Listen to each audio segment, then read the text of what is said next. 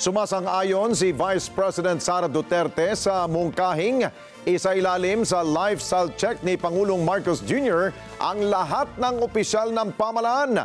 Ito'y may kaugnayan pa rin sa mga naglutangang katiwalian sa mga flood control project sa Pilipinas. Pero ang hirit naman po ng pangalawang Pangulo, dapat magsagawa rin ng malalimang lifestyle check sa lahat ng appointed officials para mailantad ang kanilang mga dummy. Giit naman ng isang mambabatas na dapat pangunahan muna ni Pangulong Marcos Jr. ang lifestyle check bago ito'y patupad sa lahat ng opisyal ng gobyerno. Kunin natin ang live report ni Mean Corbera. Mean, alam na ba kung sino ang magsasagawa nito? Ano mga ahensya ng pamahalaan? Alex, wala pang direktang utos kung sino talaga yung dapat magsagawa at manguna sa lifestyle check. Pero ang panawagan ng mga mambabatas, dapat si Pangulong Bongbong Marcos ang maunang sumailalim lang sa lifestyle check sa pamamagitan niya ng paglalabas ng kanyang salin. Sa pamamagitan daw niyan, mapapatunayan na seryoso ang kanyang administrasyon para sugpuin ang mga aligasyon ng katiwalian sa pamahalaan.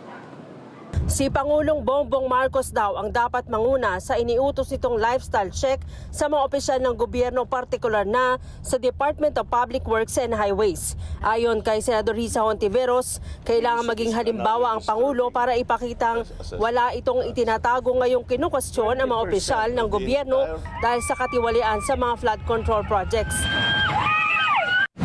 I suppose nung sinabi ni Presidente na magpa-lifestyle check at kahit limitado lang yun sa executive sa simula, I presume sinasali niya ang sarili niya. Sabi ng Senador, dapat maging available rin sa publiko ang statement of assets and liabilities at net worth ng lahat ng government officials, kasama na ang mga cabinet members, para ipakita ang hindi sila nagkamal ng salapi o pinagkakitaan lang ang kanilang mga posisyon sa gobyerno. Ang SALN ay kinilalang public document at covered ng prinsipyo ng Freedom of Information. Kaya sinusuportahan ko rin yung panukalang Freedom of Information Bill na inihain na rin ni Minority Leader at ng ilan pa naming mga kasamahan dito sa Senado. So yes, kung nag-utos si Presidente ng lifestyle check, magandang halimbawa at pagpapakita din ng pamumuno kung kasamang ibubunyag yung kaniyang SALN. Kapwa naman naniniwala sina Senators Hontiveros at Amy Marcos na pangunahan rin ng mga mambabatas ang lifestyle check ngayong may utos na ang Pangulo sa Executive Department.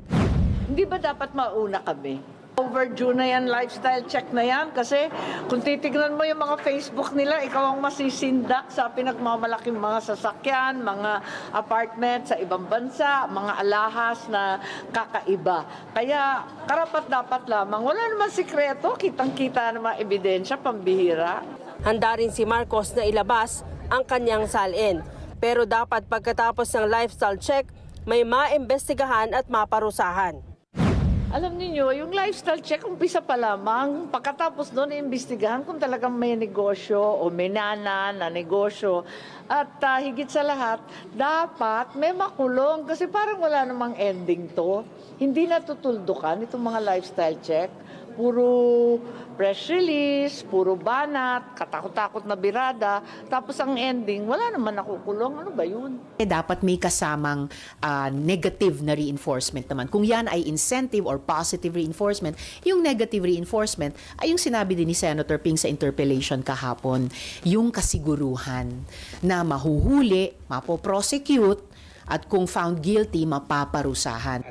Mungkahi naman ni Vice President Sara Duterte, isama sa lifestyle check ang mga appointed officials kasama na ang kanilang mga dummies. Hindi na idinetalye ng pangalawang Pangulo, pero may mga public officials umano na gumagamit ng kanilang dummy para itago ang kanilang kayamanan.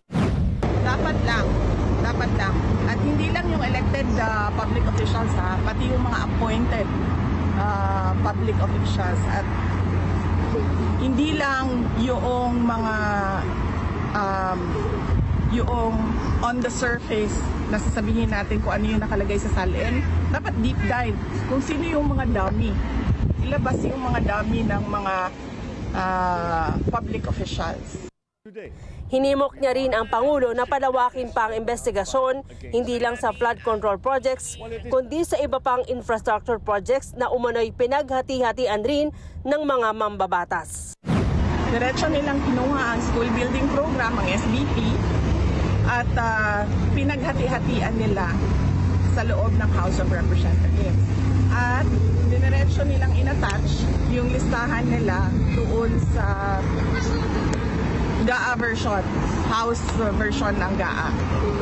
At inakyat nila sa Senate. In fact, during the Senate hearing ng Department of Education, lumabas yun at tinanong yun ni Senator J.B. Estrada. Pero nung nagsabi kami, at alam yun ni BBM, wala naman siya reaction eh. So, kaduda-duda kung bakit bigla ngayon meron tayong investigasyon sa flood control projects. Kung seryoso talaga sila, and si BBM alam niya yan, kasi governor siya dati, mayor ako dati, alam natin lahat kung ano yung anomalya, ano yung korupsyon sa budget ng gobyerno, sa projects ng gobyerno.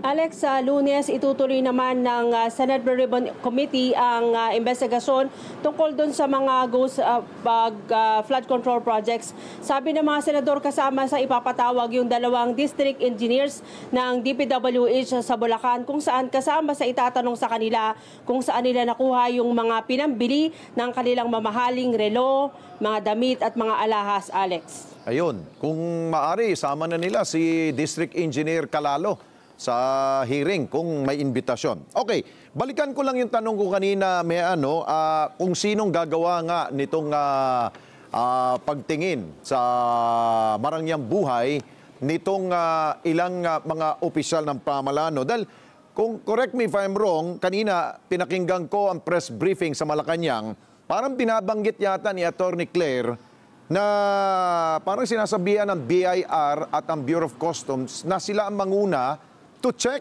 itong mga, kung sino yung may mga mamamahaling sasakyan at ilan pa kung sino yung hindi nagbabayad ng tamang buwis.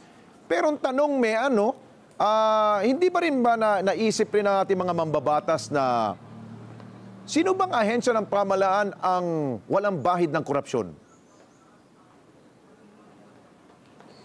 Tama, Alex, kasi sa privilege speech ni Senator Ping Lacson, sinasabi niya na kahit yung Commission on Audit na siyang nagbabantay, yung tagabantay ng pondo ng bayan, may bahid na rin dahil ilan daw dyan, Alex, yung asawa ng isang taga-COA ay contractor din sa pamahalaan. Kaya ang question ngayon, sino nga ba ang magbabantay? Pero sa mga empleyado ng gobyerno, ang direkta, Alex, ay yung Civil Service Commission. Ayun. Hindi lang natin alam kung magtatatag pa ba ng isang independent body na dapat mag-imbestiga dito sa mga government officials na sinasabing sangkot sa katiwalian. Ayun. At kung talagang sinasabi ni VP Sara na laliman, sabi niya, kailangan mag-dive pa daw eh. Laliman ang pagtitingin sa buhay ng mga opisyal ng ating pamahalaan. Siguro, ano kayang say ng mga senators with regards to sa bank secrecy law? Dahil doon talaga natin makikita kung anong laman ng kanilang mga bank accounts na mayan, di ba? O Alex, dapat daw bukod dun sa kanilang salin, bigyan nila ng authorization yung mag-iimbestiga para makalkal itong mga bank accounts, itong mga opisyal ng gobyerno. Pero dapat daw, Alex, paspasan yung investigasyon kasi sa social media pa lang, Alex, unti-unti na raw naglalaho yung mga pictures nitong mga government officials na nakasuot ng mamahaling mga sapatos at iba pang mga luho. May iba pa nga na pinapalandakan na meron pa silang mga private aircraft. Ha? Talaga namang pinapainggit pa tayo, mayan.